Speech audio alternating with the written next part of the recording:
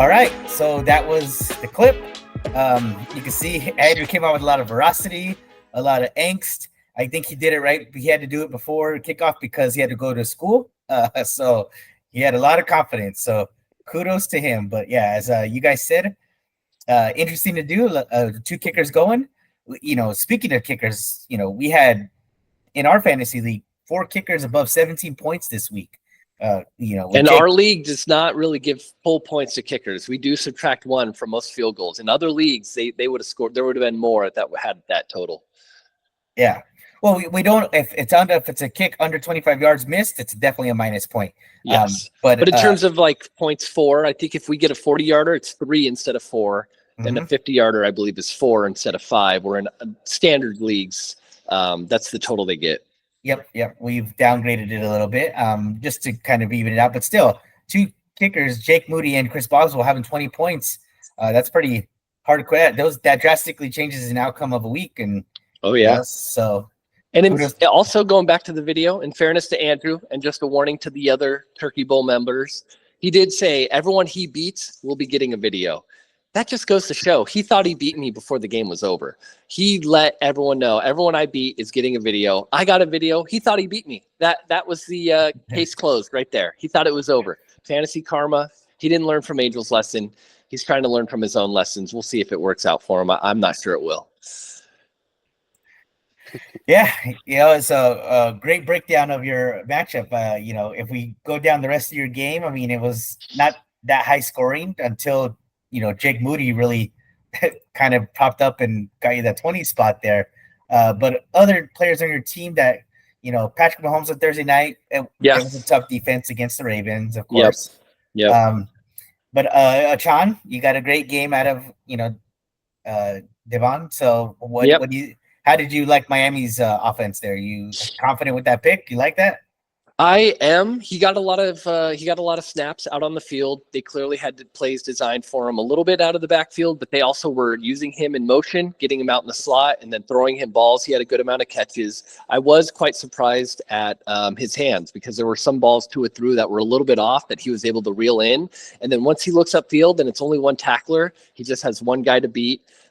Jacksonville, I was actually impressed by their defense. They rallied. They were ready for the speed of the running backs and the speed of the receivers, besides that one long Tyreek Hill touchdown. That Jacksonville defense did impress me. I do think Achan will have better days ahead. I have Derrick Henry, who was my first-round pick. He was going against a Chiefs defense that helped them win the Super Bowl last year. Chris Jones was there being a menace on the defensive line. So he got 10 points. He got a touchdown. I can't be too mad at that. I think better days are ahead for both teams because they both went against tough defenses. Rashee Rice was looking good. He just happened not to get a touchdown, but he got over 100 yards receiving, so I can't complain about that. And then the one regret I do have is Metcalf going up against Denver and Surtain. And I was thinking, should I put Jameson Williams in? I know he's going to shadow coverage Metcalf. He could take him out of the game. Should I play Jameson? And during the Sunday night game, I was just cursing myself, thinking, man, I screwed up. I really did. I should have made the swap when I felt it. I tried starting my studs, and I didn't believe in my guy Jameson. And sure enough, he goes off for, I believe it was 24 points. 24 points on my bench. Meanwhile, Metcalf getting shadowed by Surtain, who was a beast out there in coverage, really stopping Metcalf and putting him in press coverage from the start. Only got me 2. That was a mistake I thought would cost me the week. Luckily, thanks to Jake Moody, baby, it didn't cost me the week. But looking at my team, I feel like better days are ahead. Had some tough matchups. We'll see if Taysom Hill gets a little more time. He had a touchdown in the end zone that hit his hands that he dropped. Yep. So I do feel good about my team overall heading forward. If I'm being honest, since we are fantasy football analysts here on this podcast, I'm not mad at Andrew's team. I do have respect for Andrew's team. Yeah. I think it's much better than last year. Lamar and McCaffrey, if McCaffrey plays, are going to carry him to some victories. I'm going to go out on a limb. Mike Evans was Mike Evans was his 3rd-round pick. That was a great 3rd-round pick. Man, he knows all about trading him away. I'm going to go out on a limb and say Andrew's actually going to make the playoffs this year. I think he'll lose in round 1, but this will be a good step forward in his 2nd year. I'm going to say Andrew makes a playoff as my week 2 bold prediction. Week 2 bold prediction. Nice. There we go. A couple injuries from each side here, but we'll get those in a minute. Tim, do you share Cody's optimism when it comes to Andrew's team. What's your look on it? I agree it's better than last year.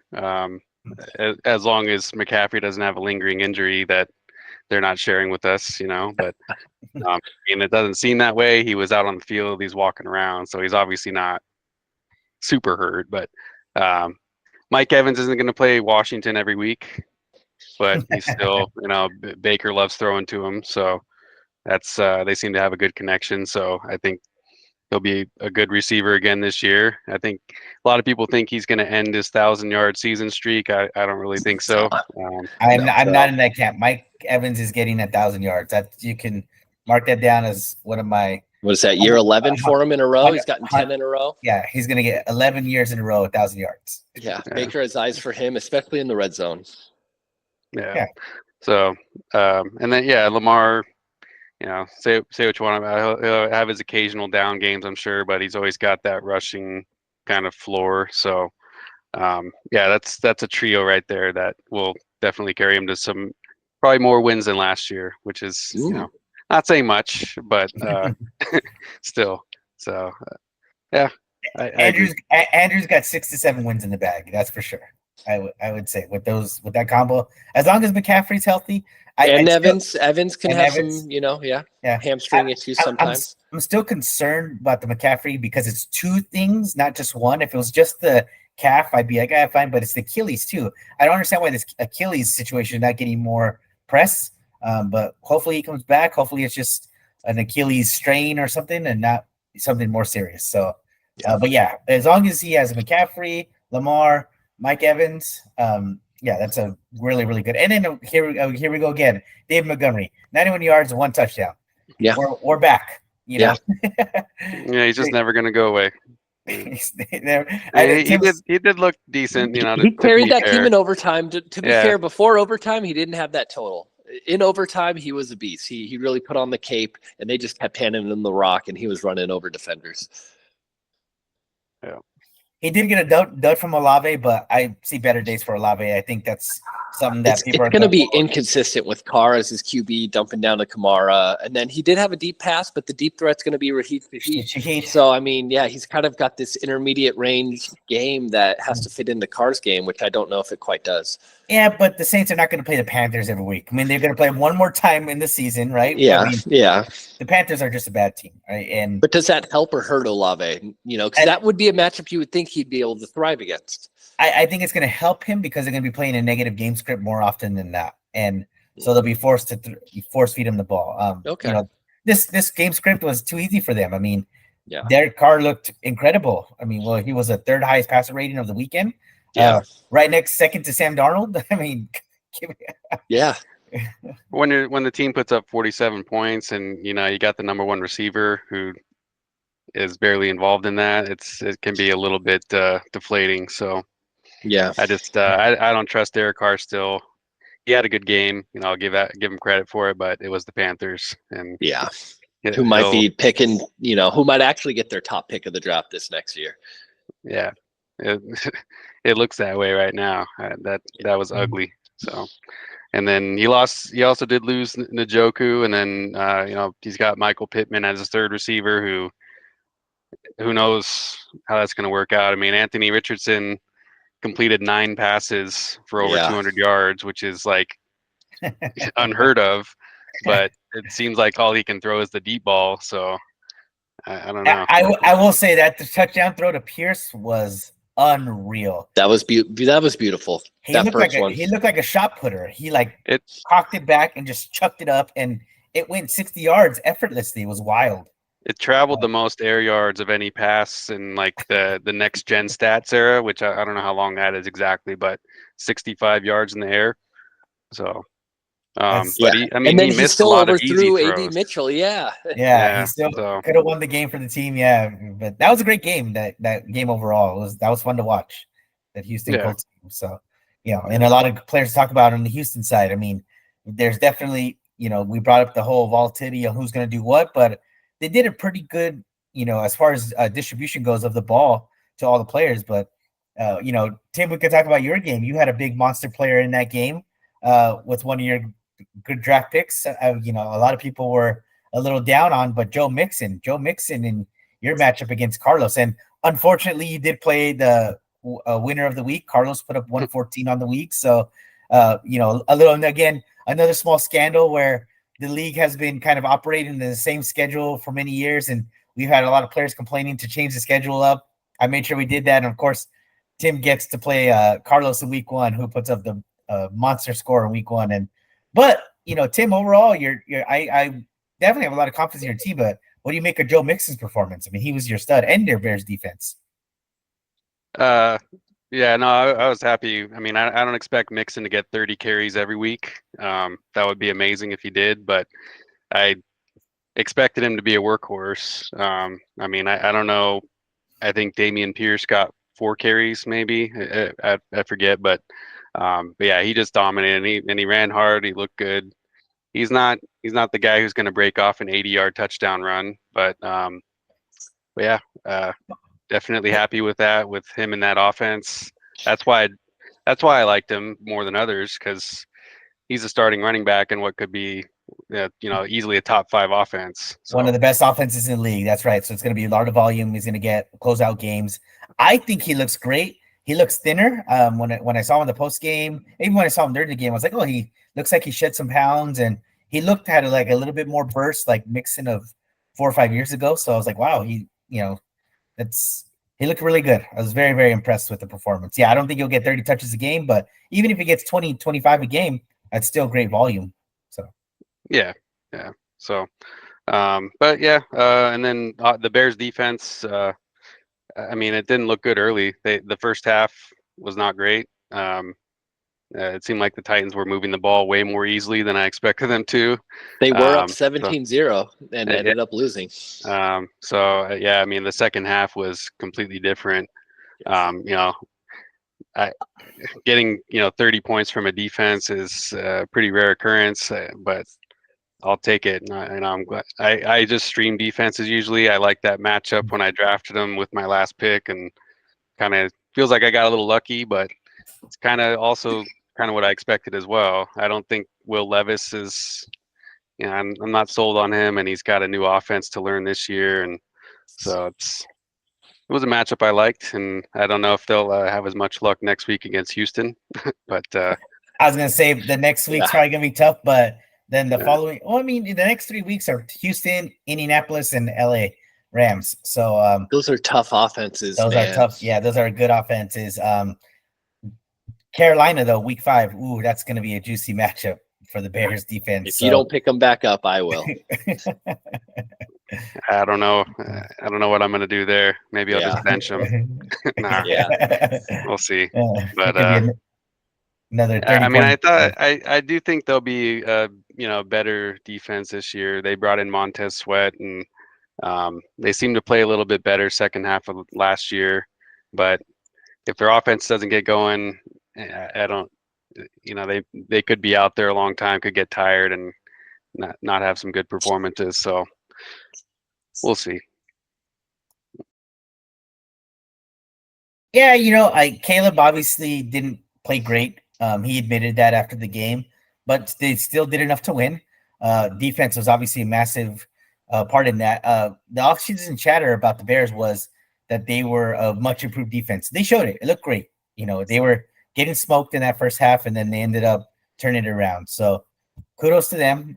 Big win for Caleb. Got his first W on the year. He was the only rookie quarterback to get win for the season, right? The other two did not. The other two starters. Yep. So correct. Yep. So good for him, and good on you on that draft pick. Yeah, the Bears is gonna be a tough one. I wouldn't want to drop them, but if they're on the waiver wire in week 3, week 4, yeah, I'm probably gonna take a little dart throw on them, right? Throw a little cash just so I can get that week 5 matchup. It's gonna be juicy. I wouldn't blame you. Yeah, but Tim, overall, Najee, all right. The shocking part about your team was Marvin Harrison Jr. And I know after that game, you had sent us a little tweet out about him being wide open on that final drive for, Murray. For the win. Yeah. So, but he only had four targets overall for the game. I mean, that's 3. That's 3 targets. Rough. 4 yards. 3 targets, 4 yards. Yep. So Yeah, that was like the Bills. The strength of their defense for the last several years has been their pass defense. I mean, if you look at last year, like every metric you can think of for pass defense, they're top 10, top 5, top 3 in some. Like they were second in touchdowns, second in interceptions, seventh in yards, eighth in yards per attempt. So they're a strong pass defense. I didn't really see a whole lot of the game, so I don't know what was going on if they were focusing on Harrison. I hope that's the case, but they didn't even cover him at all on that play, and somehow Kyler Murray. I don't know, like maybe Marvin Harrison beat Kyler Murray in Call of Duty, and he's mad at him for it or something. But for him to only get 3 targets is, I'm not going to panic yet, but that is not what I was expecting at all. So. Yeah, from what I had seen some clips on Twitter where Harrison was covered pretty well in the first and second quarter, and it seemed like in the second half he would get open and Murray started looking away from him. So it's almost like he kind of looked to him early, saw he was covered, and then felt like he was going to always be covered and started looking away. And then as a result of that final play, he just did not even look to his side when there was blown coverage, and he was just wide open. Yeah. Yeah, you usually don't see guys get that wide open and their quarterbacks not find them. So, but they'll have easier matchups ahead, and so Yeah. On the flip side, Greg Dortch was targeted 8 times, 6 receptions, 47 yards. So I was like, oh man, Greg Dortch was kind of a thing late last season. I don't know if you guys remember. He was being talked about a lot as being someone who could have some upside, but he looked good. He kind of, not going to call him Tyreek Hill, but he has that unique, underneath speed. So Kyler was definitely looking his way. That's the reality. So hopefully we'll see the guys that everyone expected to Trey McBride and Marvin Harrison did nothing. So, you have to think that the Bills tried to take them out of the game, but like I said, I didn't really see a whole lot of it to know for sure if that's the case, but that's all I can hope for at this point, because I drafted him to be my number 1 receiver, and I'm going to need more than that. So, yeah. Well, tight ends across the board, though. You brought up Trey McBride. I think all top 10 tight ends who were drafted you made a great comment, were probably all outperformed by Isaiah Likely in week 1 in that one game, right? Kincaid had a bad game. Ferguson had a bad game. Andrews had a bad game. Kelsey had a bad game. McBride had a bad game. So you look across the board, the tight end landscape was just a really dud weekend. Kyle Pitts was what, number 2, number 3 tight end on the weekend, and just because he had got that short touchdown. So yeah. 8 points, I think, was what he had. Yeah. So there was another guy that had 10. I can't even think of his name because it's just somebody that's not on anyone's team. I think that was the guy on the Saints, I want to say. I forget who it was. Yeah, was Jawan Johnson, I think. Jawan Johnson and Fonta Moreau. Okay, there it is. Yeah. Jawan Johnson. Yeah, so it was Isaiah Likely, and he's the only one that might have been on people's radar as far, but yeah, all the top 10 tight ends combined for probably less than 20 points this week. So just brutal. Really, really bad outing. So tough there, tough sledding. But when we look at Carlos's team, the flip side of it, he said he had a big week. He drafted Josh Allen early, right? And 28 points. Josh Allen was a beast again, but again, going up against Arizona's defense, 4 touchdowns. After another slow first half, he seems to do. Last year, I had him as my QB. The first half, he'd have 7-8 points. It wouldn't feel like a great game. And then bam, second half, he'd get back up to 30, 32. Yeah, he throws that cape on like no other. That's for sure. Yeah, that was a good pickup by Carlos there as a top QB. It got him. Where did he end up at? 28. Okay, but first half, it was not looking great. Yeah, not looking great. But he ended up in the top 5 of the QBs. So yeah, he's right there, number 3 on the week. But his team overall put up, he had 5 guys in double digits. I think his most surprising double digit, he had 6 guys. I'm sorry, his kicker as well, right? He had one of those kickers that had a monster week, Brandon Aubrey. Yep. I don't know if you guys watched that game. He actually hit a 66-yarder, but they had some weird whistle blow, and so they called it back. And They were gonna move it back 5 yards, and they're actually gonna let him kick 70 yards. 71. Let him kick it. Let him kick it. It's got to be better than the Dak Hail Mary. Come on.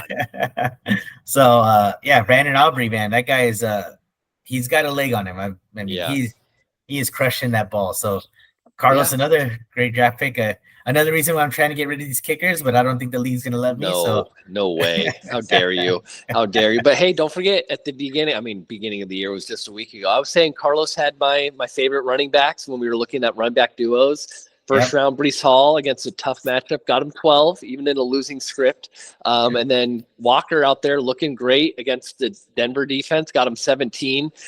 You'll take that every week, I feel like. If you're getting 29 out of your top 2 running backs, I feel like in this league you'd be quite happy. You want a little more out of Brees Hall, and better weeks are ahead. Brees Hall is going to have some 20-plus weeks. But I still think his 2 running back duo up top is really going to carry him. And that's before you even look at Josh Allen, who's going to be his top QB.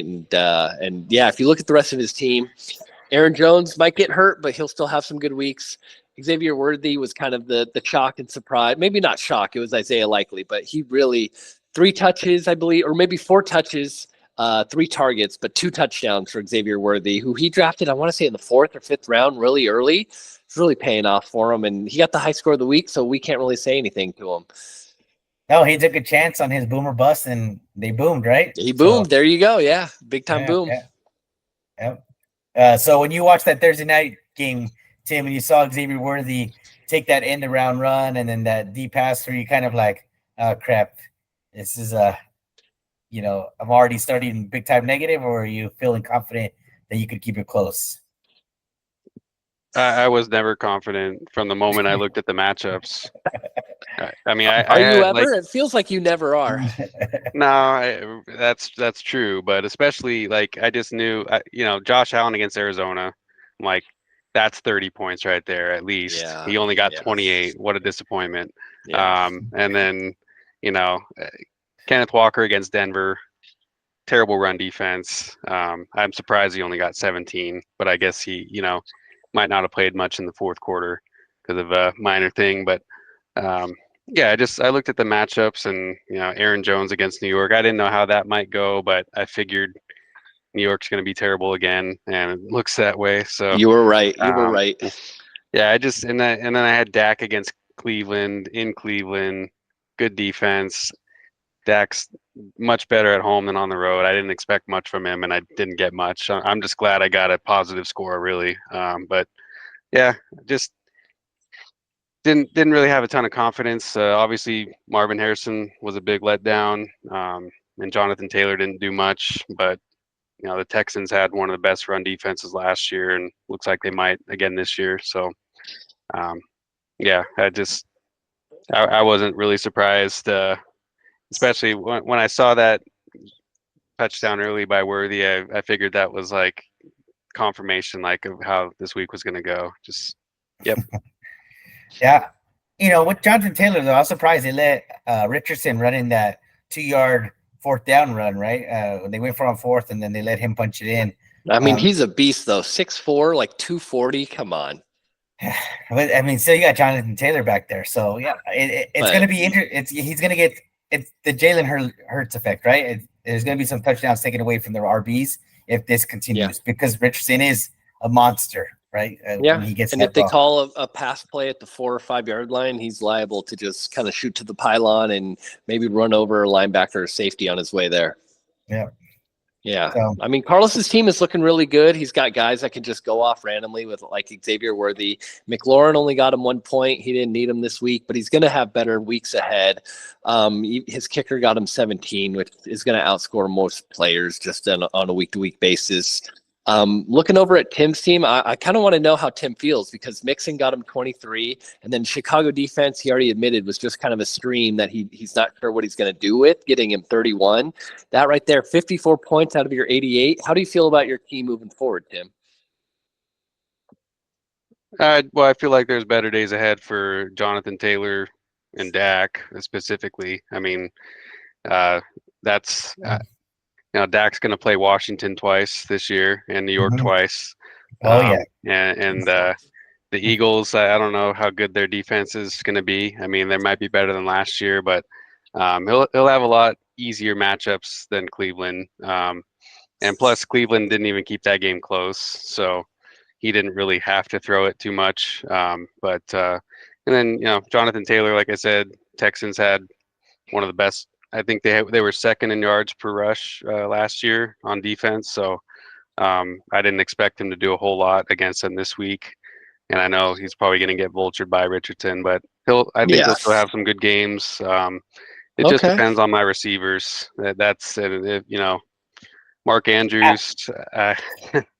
That's a whole nother story. But yeah, the receivers were the biggest letdown for me this week. So just have to hope. And for you better were a days. victim of the Higgins not playing late as well. Yeah, that was. I was kind of surprised. I knew he had something pop up, but yeah. So I hate those hamstring injuries, though. I probably wouldn't have drafted him if he had a hamstring injury on draft day, but that popped up late in the week. So unfortunate. We'll see. Yeah. Yeah, I actually think Pickens needs to be in your lineups, Tim, going forward. I don't trust Christian Kirk. That to me is a boom bust guy, though. They're a run first team. Arthur Smith is there at the helm. I don't know. That's boom bust to me.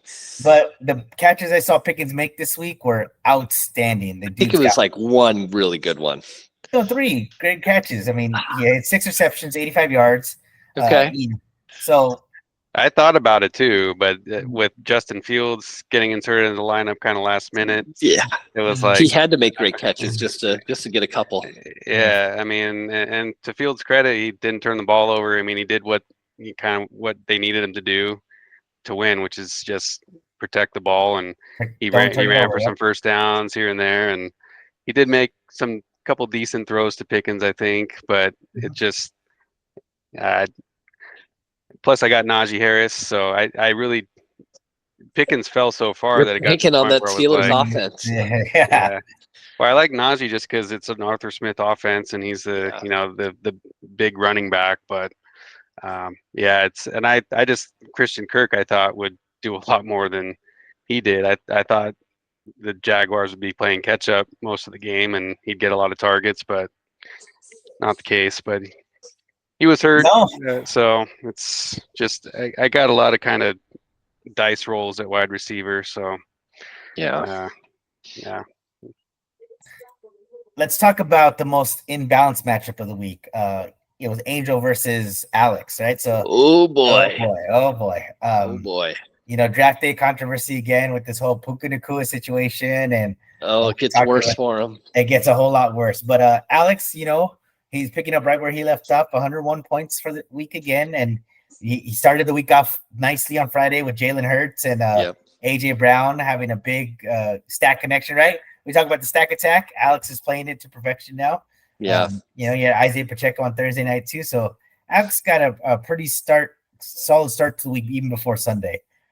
And he actually started Kyle Pitts, right? He had a Falcons jersey on at the draft, and then an Eagles jersey on. Indeed, he did. He was giving us the tells he was going to draft a Falcon, and we didn't believe it, but it happened. So he did. Yeah. Overall, pretty good outing by Alex, right? Now his running back room, Pacheco's great, but I'm still not sold on Swift and Moss. We'll see what happens there. The Bengals. It seems like Moss is the goal line back though for that Bengals team, and they do get down within the 5 fairly often once they have the receivers in a healthy Burrow.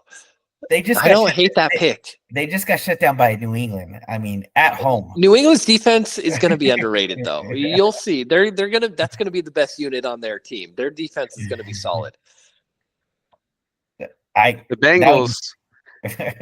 Bengals in week 1 with Joe Burrow are 1-4. All of these they always get to a slow start. Their whole September is usually off. I mean, last year they got absolutely destroyed by the Browns. It was like they only scored 3 points week 1. So I think the year before that they lost to the Steelers in overtime when I think Mitch Trubisky was the starter for the Steelers, or I don't even know. I mean, they're like Cody said, they're a slow starting team. So at some point they got to try to fix that. But Yeah. I mean, And don't it's forget, just- Manny, you made the trade for Mixon last year thinking he was going to get a lot of volume and a lot of goal line touches. Moss is fitting into that role that you traded for last year. No, he is. Yeah. But I just, with the challenges this team is facing right now with Chase and with Higgins, I see them not playing in a positive game script. So Chase Brown's going to get more, out of the backfield in that scenario. So as long as those guys get healthy and they can get it, the right to ship, yeah, sure. Zach Moss is going to be great as long as they're leading in games. He should have been a 100-yard carry this week had they done their job and got ahead of New England. They look terrible. I mean, in a negative game script, it looks like Chase Brown only got 2 combined points. He had 3 carries for 11 yards and then 3 catches for 12. And you would call that a negative game script as well, right? Yeah. But I mean, Joe just didn't look good. He could not complete any pass. So yeah. So again, I made the mistake of drafting him in our Q2B QB league, and here I go again. And luckily, I have Jaden Daniels to pump up some points there. To kind of pump you up. And luckily for you, it was Ricky that drafted him in this league. Yeah, luckily, yeah. Like fairly early, too. Yeah, but Alex's team, yeah, good. Definitely playoff bound, no problem. Angels team, oh, boy. Oh, man.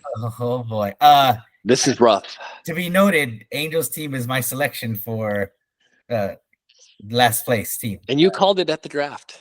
I did. I was like, I just don't trust that team. Caleb Williams. Okay, that's taking a dart throw for sure. And did get 17 from Kamara, right? Kamara had a great game, but again, that's all volume right there. And the game script was so positive for them. They're not always going to play the Panthers every weekend. But I told them about Jameer White. Quote unquote Jameer White. It's Zamir White, Angel. Yeah. That's right. It's Zamir White. And what did I tell you? That one point for a starting running back in the NFL. And if I'm not mistaken, I believe he was out-snapped by Madison. So he scored 1 point, and he might not be the RB1 on his team. That's correct. Tim, you saw Madison go ahead and look like Josh Jacobs, like a bulldozer on that touchdown. What were your reactions to that? Because you're watching. That's me. He was the Madison owner last year, Manny. Are you going to do this to him? I know, but he made the comment about it. I'm going to let him know. No, it's all good. I mean, that was easily my worst pick last year. The dude had 2 touchdowns all last season. No rushing touchdowns. I think he had 2 receiving touchdowns. So if he's the number 1 running back for the Raiders, and Zamir White must be really bad. That's all I gotta say. But I mean, it was a close game really for a while. I think the Chargers kind of took over in the second half, but they only ended up winning by 12. So it's not like it was a negative game script where they needed a pass catching running back in the game or anything like that. So it's not good. Maybe the Chargers defense is really good this year. I don't know. I can hope that's the case, but the Harbaugh effect. Yeah, I mean they might be better, but we'll see. It's 1 week, so yeah, we'll see when they play the Chiefs how they look. I'm excited for that matchup. Yeah. When they get a better offense, it'll be interesting to see. But they've got some talent, but it's just they've never been able to put it together. So, but yeah. So I guess on the other hand, for Alexander Madison to do that against the defense, they must not be that good. But so after you go back and analyze, like, oh, hold on, Alexander Madison scored on them. Yeah. I had to circle back to that and realize, they're probably not that good, but I can dream. So. Yeah. So I had concerns about Angels running back room, right? Zamir White not being the elite runner I think people think he is, and Javonte Williams again, like, oof, that is rough sledding. I think him and McLaughlin actually, had a pretty even snap count and carry split, and then even Estimate got in the game a couple of times, and he actually looked good. He had that fumble, but that they recovered, but he would look the most explosive of the 3. So Estimate might be the guy that down the road, to someone to be targeting on that offense because, with Bo Nix back there, he looked like a rookie quarterback. Yeah. He was kind of getting Seattle was feasting on him, so it was Seattle's defense may be underrated, though. I think. Oh yeah, with McDonald but- coming over from the Ravens, I think they're really going to put a focus on that defense, and they're going to be a lot stronger. Yeah, and then it was in Seattle, so that's a tough place to play for your first game as a rookie. But Especially as a home opener for them, yeah, they're really hyped up. yeah. Yeah. But But I mean, in fairness to Angel, he did kind of have a feeling this would happen. He did make it known after the draft that he was trying to trade Puka, and in a couple of the trade offers we heard, he was also trying to trade Devontae Williams. I mean, he would have been right. He out of combined, he got 5 points out of him. We know one trade was out towards Ricky in order to try and get Justin Jefferson, and apparently Pollard was part of that trade as well.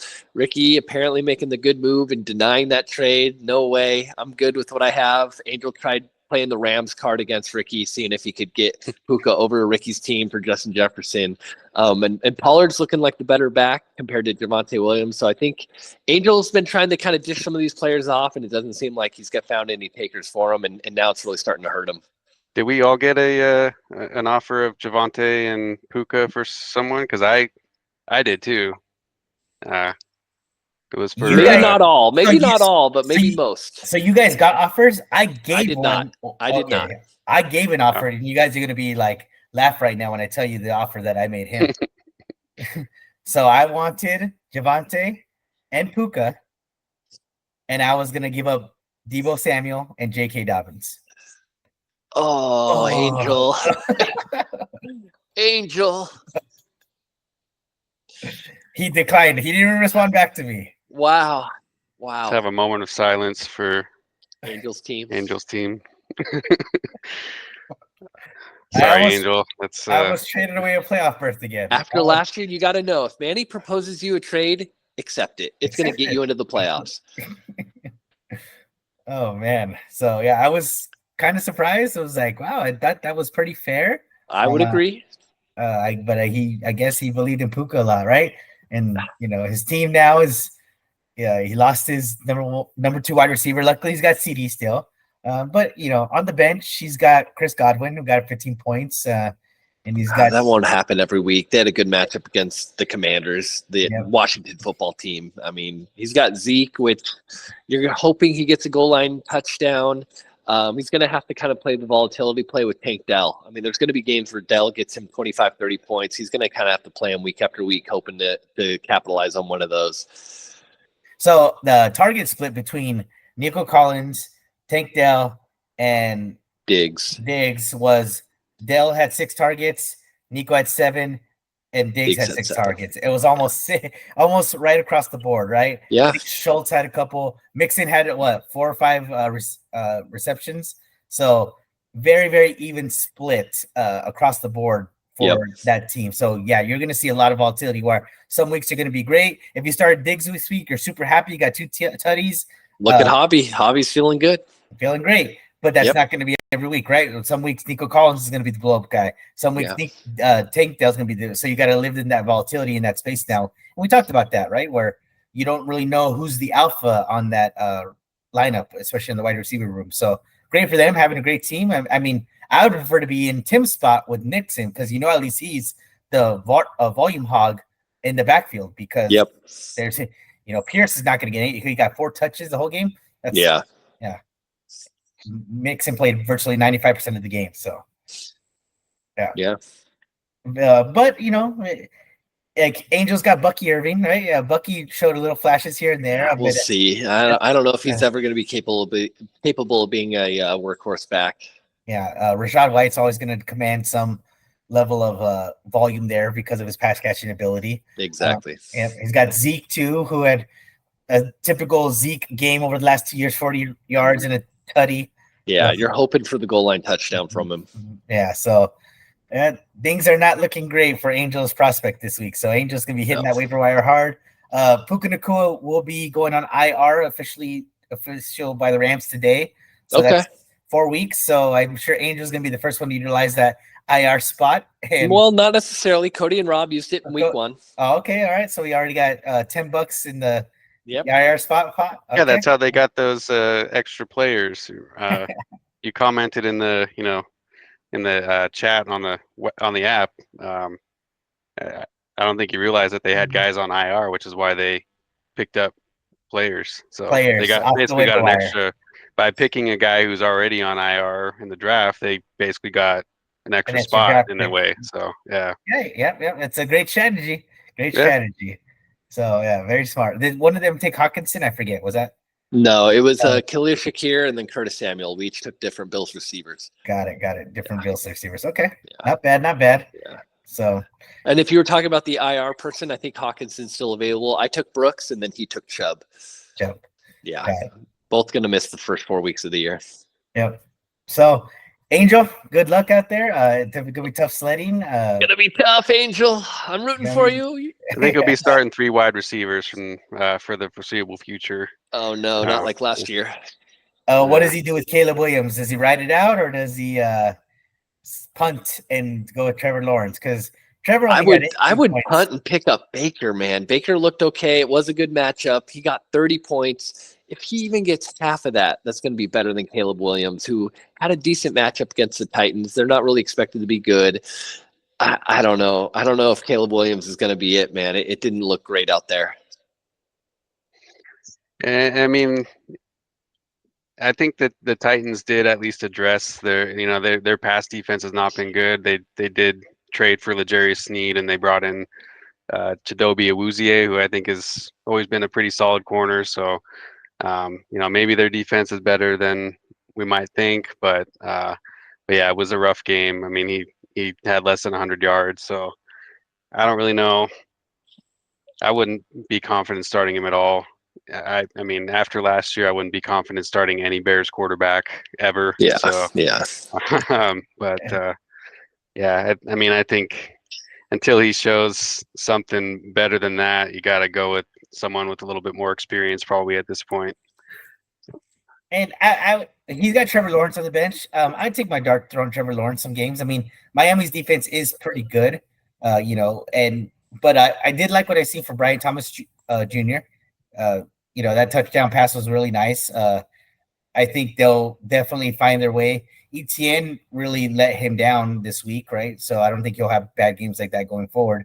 There's more upside for Lawrence, in my opinion, than there is for Justin Fields right now. And especially the Fields, Keenan Allen, right, is dealing with Caleb Williams. Caleb Williams, yeah. Ooh. Caleb Williams. We're comparing him to Fields now. I already went to Fields, so man. Yeah, Caleb Williams is, he's got 2 receivers already a little banged up, Roma Doomsday and Keenan Allen. So, that kind of just leaves DJ Moore and, Cole Kmet out there. So not great situation for him. You want to have your studs out there. So we'll see what happens. Let's talk about Javi and Rob's matchup. Pretty tight matchup there. Javi getting, what's interesting about the league this week is we had 3 guys with 101. So Javi, myself and Alex. So yeah, Javi, 101. Great. We talked about Carlos's running backs. I told you I really love Javi's running back room too, and we saw it on display with Saquon. Right there, Friday night, he just lit up the Packers. It was tough to watch. I mean, and if you were a Giants fan watching Saquon do what he did to the Packers, I mean, there's a bunch of videos on Instagram and on X of Giants fans punching the wall.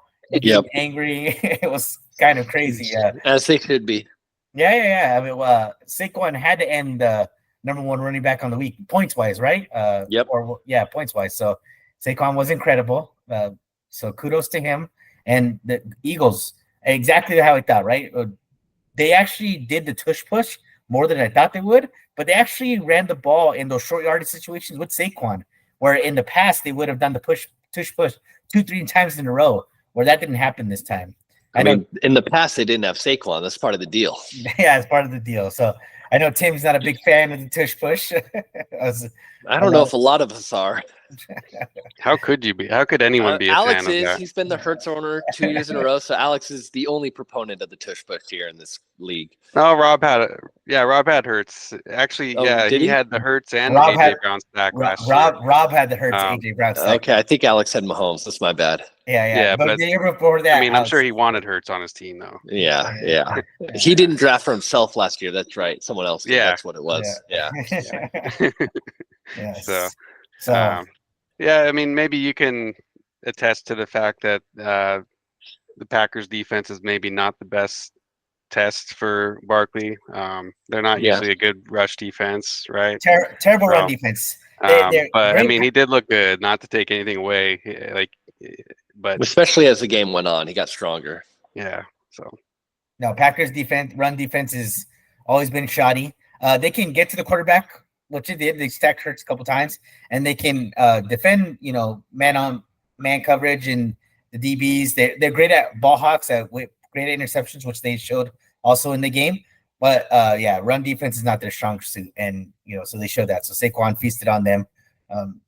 Packers though they look good. The game was going back and forth. It came down to a kind of final possession. So that was good to see. But unfortunate loss there.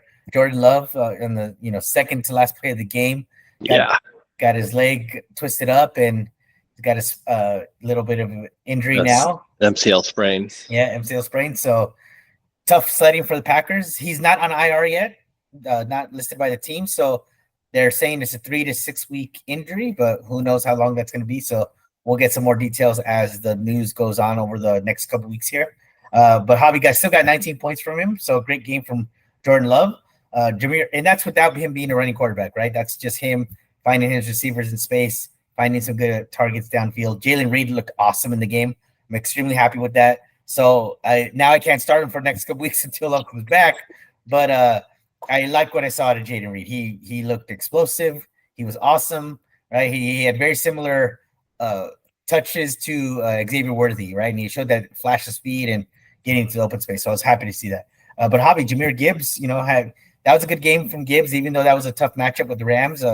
Gibbs looked great. Not without Donald. Not anymore. I don't think it is. He just was the victim of splitting time with Montgomery, which these games will happen. He got 13 points. I mean, if Montgomery's not there, he's getting 20 plus. Yeah, he probably is. And there's still that case where they're going to run the ball, right? You saw it. But was he on the field at all during halftime? It seemed, or not halftime, overtime. It seemed like after overtime started, it was just the Montgomery show. Well, I mean, you'd want that to be Gibbs. They couldn't stop him. That was the issue, right? I mean, exactly. He was getting 5 yards of clips. Of course, you're going to continue to give the ball to him until they stop him. Maybe more. Yeah. So we had a lot to say about that Sunday night game, and I know a lot of people would wish it would have ended in regulation, but Detroit just kind of shoved it down their throats to end the game. Yeah. What was your guys' takeaway from that game? More impressive win by the Detroit, or more impressive that the Rams stuck in as long as they did? I thought with the injuries the Rams were having, they constantly were switching up their O-line. It was more impressive that the Rams actually pushed it to overtime. It felt like with Puka going out, with the injuries they're having to the O-line, Stafford was having to get the ball out quickly. It felt like the Lions, they just were making dumb mistakes, a drop ball on third down here and there, a bad turnover by Goff. It seemed like that's what the Lions kind of kept the Rams in it, more so than them, the Rams taking it to them, or more so than the Lions actually asserting their dominance, which this would be a matchup you would think they would have with no Aaron Donald there in the D line. I don't know. I think it was a little bit of the Lions making mistakes and kind of being a little bit of the older Lions keeping the Rams in it, but the talent ended up winning out. And I was more disappointed in the Lions and still a little bit impressed by the Rams at the same time, but I don't think it should have been as close as it was looking at the end score. Yeah, I think I was more impressed by the Rams hanging in there. Yeah, I mean, I think most people were expecting a blowout. Stafford had a great game considering the circumstances. Cooper Kupp had a monster game. Obviously, old school Cooper Kupp. Puka going out had a hand in that, but that was wild. I mean, what did he have? 20 targets? I mean, I think it's 21. 21. Yeah, there you go. 21 targets. That's crazy. So that's old school Cooper Kupp, man. And it's coming, but he still knows how to get open. So it's but yeah, it'll be interesting to see. I don't know if he's going to get 20 targets every week, but I mean, he might. Some other guys made plays, but Stafford loves throwing to him. But I think I was curious to see how the Rams defense would look without Aaron Donald. I don't know if they were necessarily good or if it was just Detroit was kind of off their game. But yeah, it was a pretty exciting game though. I mean, most of the primetime games, with the exception of tonight, were pretty good this week. So yeah. Thursday, Friday, and Sunday night were excellent games. Yeah, I agree. Even Monday. Depending on how you look at it, the Rams defense, they got to Goff. They sacked him 3 times. That was a little surprising to me. They actually kept him in check pretty well. What they couldn't keep in check though was JMO. Cody, I talked about it at the draft. I said, when he drafted him, that's a good pick. We talked about it last week, how JMO would have in our chat. I really high on JMO this year. I think he's going to blow up. His route tree looks better, and he proved that out. He looked awesome yesterday. So yeah, they were giving him some short intermediate throws where they were using other people as a deep threat, and then of course he had the double move on White, the Rams' poor corner, who tried tackling him, couldn't get his arms around him. He just blew right by him, and Goff still kind of underthrew him and gave the defender a chance to tackle him. But yeah, he was looking great at multiple levels. Dan Campbell was, singing his praises during training camp, and he still said he has room to grow. He thinks he can get better, so it'll be fun to watch this year as it goes on to see how they utilize him. If you really think about it, this is his rookie season, right? I mean, because I would say last year was, but he started the season off again on suspension because of the gambling issue, and right. So he really didn't get that full off season in that first month of the season.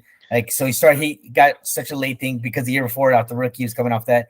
So now this is like his first official start of the season where he's like starting as the dude. So I'm excited to see. I still think Amon-Ra is the dude. I think Jameson is still the 1B out of that little duo between them. And don't forget Sam Laporte is still there. They just didn't really seem to utilize him for some reason.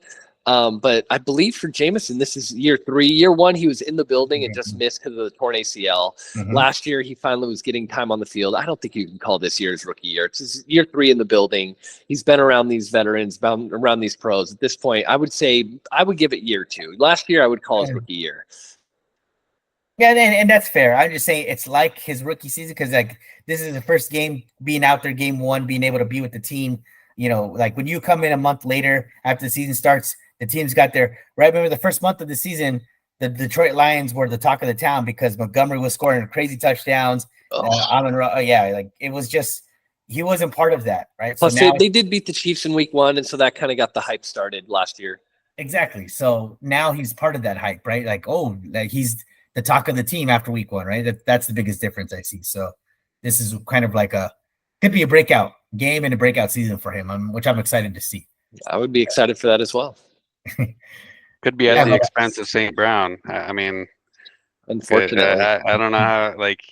I've got Marvin Harrison. And I'm looking at St. Brown, 3 catches, 13 yards. That's not what you want out of a first-round pick. So, but yeah, I mean, Jameson Williams was a former NFL draft first-round pick. So, they had plans for him. But yeah, I kind of agree. This is his first it'll be his first full season as a pro. But he got some playing time last year. He had some rough games. I think he had some drops here and there, and a little bit of growing pains. But he also played in the playoffs for him as well. Yeah, he played in the playoffs, and he had a good playoff outing. He did different environment. Yeah, but this is going through a full training camp, being around, gaining Goff's trust. Right, that's the biggest thing, and you saw that. He really has that now. So 3rd year with the playbook, but first year from the start on the field with Goff. Yep. So good things to come for Jameson Williams. Good things for Jameson Williams. And then looking at Javi's team, I mean, top to bottom, this is probably one of my favorite Javi teams that he's had over the past couple of years.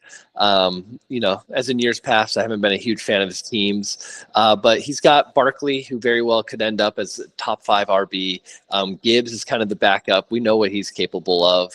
My biggest question is, does he hold on to Jordan Love? Does he drop him if he doesn't go on the IR? That's going to be a tough decision. Is he rooting for him to go on IR? I don't know. We'll see. He got Gardner as a late tight end, which for the Eagles, man, the way that offense was looking, it could be a really sly pickup for him. I think he ended up going as tight end 13 or 14 in our draft. Top to bottom, Devontae Adams had a bad week. It didn't stop Javi from scoring over 100. This is probably one of my favorite Javi teams. It might be my man crush team. He also had Ramondre Stevenson, who I've been a proponent of in the past, get him 18 points on his bench. So I'll be curious to see what seed Javi's going to end up as a top 3 seed. I don't know if it'll be 1, 2, or 3, but I'm a fan of this team Javi has built. Yeah, it's very, very stout. And Stefan's going to get his work. Yep. I still have concerns. It'll still be volatile, like we talked about with Dell. Yeah. I mean, you take away the 2 touchdowns, he's gotten 4 points. Who was your man crush team last year? I believe it was. I thought it was Angel. It was Angel. That's but it what was, I thought. It was Angel. After about So 5 weeks in. I'm wondering, like, are you trying to? No. This is genuine. Look at this team. How do you not like this team, top to bottom? I'm just kidding. But I gotta wonder if there's some gamesmanship there. Like you're hoping it turns to crap, but it's looking pretty good right now. Except mine turns to crap, but Javi's maybe less so. And I did say last week too that I liked his running back pair too, and both of you did. In defense, you both did like his running back duo. I picked Carlos. We'll see. Kind of as the year goes on, we'll see what shakes out here. I don't think any of us are necessarily wrong yet. We'll see. Yeah, exactly. Week 1. Yeah.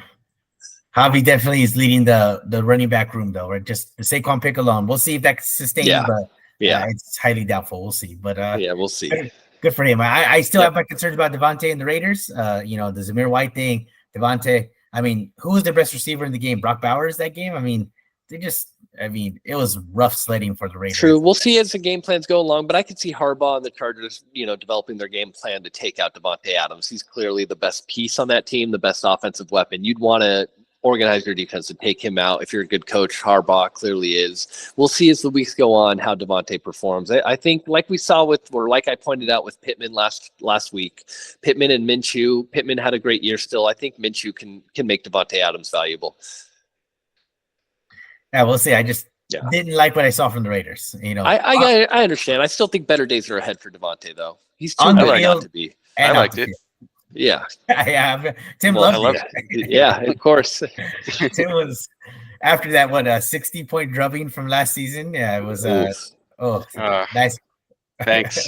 Yeah. Thanks for reminding me. Yeah. It's the second time today I've been reminded of that. Yeah. Sad days. But sad days. Speaking of sad days though, you gotta look at the next matchup we have here with Ricky and Edgar, right? Those are 2 teams that combined didn't really put up too many points. Quick blur about Rob's team. Okay. We went right over Rob's team. Anthony Richardson, awesome. 9 for 19 is not great, but again, we talked about the deep touchdown. He does plus the rushing is a factor with him. Yeah. So, not good for football, great for fantasy. Yeah. Right? A running quarterback is going to do that. Yeah. Nico Collins, pretty good game. Chase only 7, Garrett Wilson only 7, Kincaid, ouch. Yep. Rough game. Yep. I mean, don't forget he took 4 receivers with his first 4 picks, and you can really tell by his running back room. Yeah. So he does have Jordan Mason on the bench, right? He did take that flyer. I mean, how much longer? He can't play him. It came out Monday night. How much do you take that going forward? See, Jordan, if Rob would have known on Friday you were going to start, you would have been in the lineup. Yeah. So you didn't do your guy a service there, man. Not at all. So we'll see how it goes. Nick Chubb's still out, but I don't see Rob's team being a bottom feeder team at all. Okay, he put up 80. That's respectable. And left a lot of points to the bench. So yeah. And what about his running back room currently? Right, we're talking about the zero RB strategy. Tim, what is your takeaway? He got 13 from Drew Ford, 2 from Gus Bus.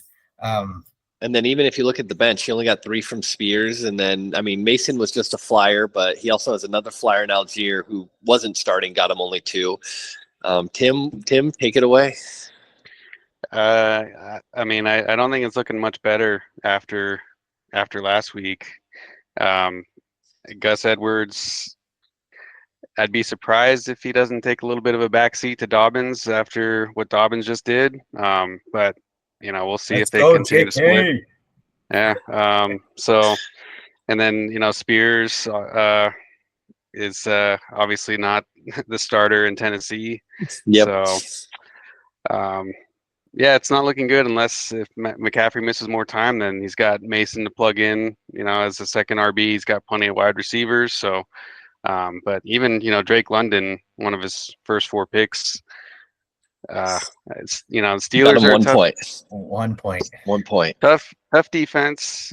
Kirk Cousins' first game back, so maybe better days are ahead, but it's, yet another just kind of early pick. A lot of disappointment with a lot of early picks this week. So I don't know. I think he's just gonna have to kind of bank on Nick Chubb coming back, being the Nick Chubb of old. But we'll see. That was a brutal injury he had. So he's come back from something similar, but he's a lot older now. So yeah. You just don't want to start 0-4, right? You start 0-4, things can get hairy, pushes you into a tilt mode. So hopefully you can. Unless you accept one of Manny's trades, then it's okay to start. If I turn everything around, yep, 100%. And Rob, if I offer you a trade, it's me giving you goodwill. Exactly. Yes. Yeah. So, yeah. Let's talk about our close matchups. Edgar versus Ricky. Ricky's close. I don't know if it was that close. Just low scoring, maybe. Low scoring. Joe Burrow putting up 5. Whenever a quarterback puts up a dud like that, it's almost a guarantee that you're gonna not have anything, because he did have Kyron, who had a decent game, 50 and a rushing touchdown. He had Justin Jefferson, but the rest of the team, only 2 guys in double digits. Oh, his kicker, he had the 3rd best kicker of the week, or a 4th best kicker of the week, Kai Fairbairn. So yeah. So when your kicker's your 3rd best player on your team for the week, usually not a great sign. Not at all. I can tell. You could tell by looking at his team. He played Mostert. He was really banking on Mostert, getting the Mostert of last year. Jeff Wilson was in the game a lot. Achane was in there to kind of start, and then when they were driving down at the end of the 4th quarter to try and win, Achane was in there again. So it does seem like Mostert has taken a little 1B role to Achane's 1A role, even though they are going to split time. Mostly he's going to be kind of on the lower side of that time share, and I don't think Ricky was expecting that when he drafted him. Lo and behold, it only got him 1 point. He definitely was expecting more. On the plus side, he does have Pollard there on this bench. I feel like he's going to end up playing him again over Mostert. But Justin Jefferson did score the touchdown. Sam Darnold didn't look terrible, so that could kind of save him some points. Malik Neighbors is going to be a volume hog, like we talked about. The team might not be good, but with Devontae Adams, I believe in Devontae. I still think Malik Neighbors is going to have some good weeks ahead. And it's impossible for me to hate on Ayuk. He had a couple drop balls, maybe was a little rusty. Better weeks are probably ahead for Ricky's team here. He did draft a backup QB in Tua. Had he started him, would he have won? Let's see. Tua had 21. Burrow had 5. He would still lose, but it would have been a lot closer. So if he could play his QB matchups a little bit better, maybe he'll get a couple wins here going forward. But Kyron only getting 11, did play a tough defensive line from the Lions. You can expect 20-plus point game from Kyron going forward. I think better days are ahead. This was a tough week for Ricky, putting up the 2nd lowest total behind Angel, whose team is kind of a mess right now and only going to get worse. I think better days are ahead for Ricky. But this week, man, it really doesn't look great. He drafted Kelsey early.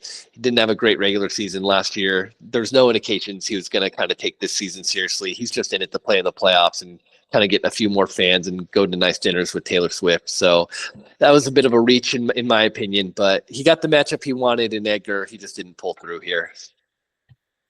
He's got, all right. So we talk about this backup quarterback situation, and Tim, this question is for you. Oh, and you, Cody, after. Joe Burrow against KC or Tua against the Bills next week, right? Who do you go with? Tua against the Bills. Bills Poyer's hurt. He's out for the year. I feel like that'll be a higher volume game, more plays. Casey's defense against the Ravens didn't look terrible, especially when you have Chris Jones up front wreaking havoc. Who, especially with this output from Chase being rusty, is Higgins going to play? I don't want to play that game. Just give me Tua. Yeah, that's a tough call. I'd have to look at. I mean, they both played each other a good amount. Obviously, the Bills and Dolphins play each other twice a year. I feel like Tua hasn't really performed that well against the Bills. I mean, that's just my hunch off the top of my head. That's a short week. It's Thursday Night Football, actually, this week. Is it in Buffalo or Miami? It's in Miami. Okay, because I mean, I didn't Buffalo blow out Miami last year. I just don't remember if that was in Miami or in Buffalo, but In um, Buffalo. yeah. So, but yeah, I don't really, early season Joe Burrow. I tried to warn Ricky about Joe Burrow this week. That was genuine, and I guess he didn't believe me, but so I think I would just go Tua just based on what we saw from Joe Burrow. Like I wouldn't have a lot of faith in him against KC's defense, who On the road in KC. Yep. yeah. I think I think Tua's probably the better choice there. And